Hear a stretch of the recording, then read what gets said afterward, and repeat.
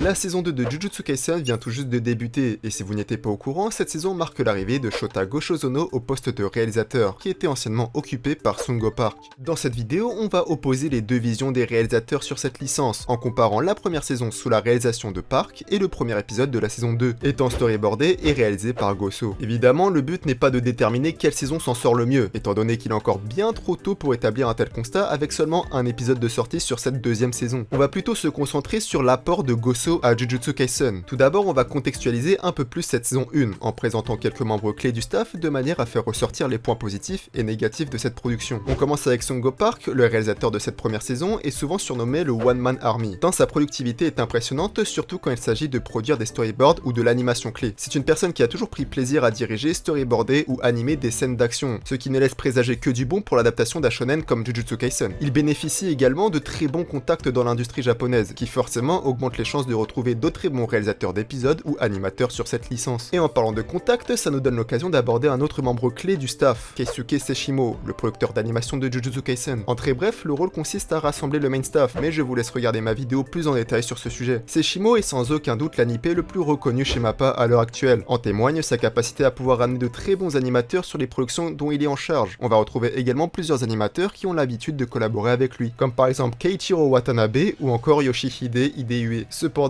l'un des aspects les plus négatifs de la série est le traitement de l'image, que Park néglige un peu dans sa réalisation. Que ce soit au niveau du compositing ou de l'art de fond, ces éléments souffrent. Le compositing est l'étape finale de la production d'un animé dont le but est de rassembler tous les calques d'animation, y compris les décors, la 2D, la 3D, etc., afin de les harmoniser et de donner l'impression que tout coexiste dans un même monde. Cependant, pour que cela fonctionne, il est évidemment nécessaire d'avoir des vétérans dans ces domaines respectifs. C'est un peu comme une balance, si l'un est mauvais, il sera plus difficile pour l'autre département de compenser, et vice versa. C'est donc là qu'on va introduire le directeur de la photographie, TPI Ito, qui obtient ce rôle pour la première fois sur Jujutsu Kaisen. C'est un DOP très peu expérimenté qui se voit à la charge d'un projet aussi décent que Jujutsu. Et du côté du directeur artistique, nous avons le jeune Kim, du studio Moonflower, qui débute dans ce rôle aussi pour la première fois. Et on ajoute Tadashi Hiramatsu, grande légende de l'industrie, qui est responsable des chara design. Mais sous la demande de Park, ces designs sont remplis d'ombrages et de détails qui endurcissent la tâche pour les animateurs, car plus un design est détaillé, plus il est compliqué à animer et à garder une consistance dans les designs. En termes de planning, et plus précisément de temps de production, on ne peut pas dire que cette première saison a été épargnée par les mauvaises conditions. Bien qu'elle ne soit pas catastrophique, on peut facilement supposer que le planning ne devait pas être aisé. Couplé à ça une gestion assez douteuse quand on voit qu'il y a eu pas moins de 16 réalisateurs d'épisodes différents pour une saison de 24 épisodes. On peut d'ailleurs ouvrir une petite parenthèse sur le film Jujutsu Kaisen 0, qui est très loin d'avoir eu un temps de production décent, mais on va quand même noter une amélioration quant à l'esthétique globale de l'animé, bien qu'elle ne soit pas drastiquement différente de la saison 1. Cette amélioration va s'expliquer par un directeur de la photographie qui a gagné en expérience, et surtout un changement de directeur artistique. En effet, Junichi Higashi, directeur artistique en activité depuis les années 80, va prendre la place du jeune Kim dans le staff principal de Jujutsu. Finalement, ce staff bien plus aguerri va réussir à proposer un produit final plus abouti que la saison 1, et cela même avec un temps de production très court. Maintenant, une question qu'on peut se poser, c'est de savoir pourquoi Sungo Park est parti de la production. C'est en mars 2021 que Sungo Park crée son propre studio INH Productions. Durant cette période, il était sous contrat avec MAPPA pour réaliser la saison 1 et le film de Jujutsu Kaisen, mais c'est tout naturellement après qu'il est parti du projet pour se consacrer à plein temps sur ses propres projets. On va terminer de parler de la saison 1 en revenant sur un épisode en particulier. L'épisode 17, storyboardé et dirigé par celui qui va prochainement être nommé au poste de réalisateur, Shota Goshozono. Cet épisode a beaucoup été anticipé par le staff. On sent qu'il a bénéficié d'une priorité importante dans la production avec des efforts supplémentaires fournis. Et grâce à l'expérience de Gosso, le rendu final est bien plus abouti que la plupart des autres épisodes, tant sur l'animation que la direction, ou encore sur la photographie. Cependant, on retrouve toujours les mêmes problèmes d'intégration des éléments à l'écran, plusieurs choix hasardeux sur la photographie, ce qui démontre bien l'importance du rôle de directeur vis-à-vis de l'esthétique globale d'un animé. Et on va retrouver généralement plusieurs types de réalisateurs. Certains vont se concentrer sur des aspects précis d'une production, qui est le cas pour Park, où il sera sollicité sur ce qu'il sait faire de mieux, c'est-à-dire faire des corrections sur des séquences d'action, storyboard et animation clé, quitte à délaisser d'autres aspects importants comme la photographie. Et à l'inverse, on va retrouver des réalisateurs qui aiment toucher un peu à tout, et vont se retrouver à être impliqués sur chaque étape d'une production, ce qui correspond plus au profil de Gosso que l'on va développer en parlant de cette saison 2. Comme pour la saison 1, on va contextualiser un peu plus cette saison 2 en présentant quelques changements dans les membres clés du staff. Ce premier épisode nous montre déjà quelques points importants de la production qui ont changé. Hiramatsu ne sera plus seul au chara design, il sera accompagné de Sayaka Koiso, qui va venir simplifier les designs à la demande de Gosso. Cette esthétique permet à la production et aux animateurs un gain de temps. Du côté du compositing, TPI Ito reste aux commandes, mais cette fois-ci il est dirigé par les directives de Gosso, et a pris de l'expérience sur Chainsaw Man. Même s'il y a encore des choses à revoir, le rendu est meilleur qu'avant. Et comme énoncé juste avant avec le film, l'ancien directeur artistique va changer pour Junichi Higashi. Évidemment, un premier épisode figure toujours parmi les meilleurs d'une série. Malheureusement, bien qu'on retrouve un staff encore plus solide que la saison précédente, on ne peut pas ignorer les conditions déplorables dans lesquelles se retrouve le staff, à cause d'un temps de production bien trop court et d'autres facteurs que l'on va tout de suite aborder. Ce qu'il faut savoir, c'est que l'équipe de production de Jujutsu Kaisen et de Chainsaw Man est constituée de quasiment les mêmes personnes. On peut citer par exemple Keisuke Seshimoto qui se voit confier ces deux projets en tant que producteur d'animation. Ces deux mêmes projets se succèdent quasiment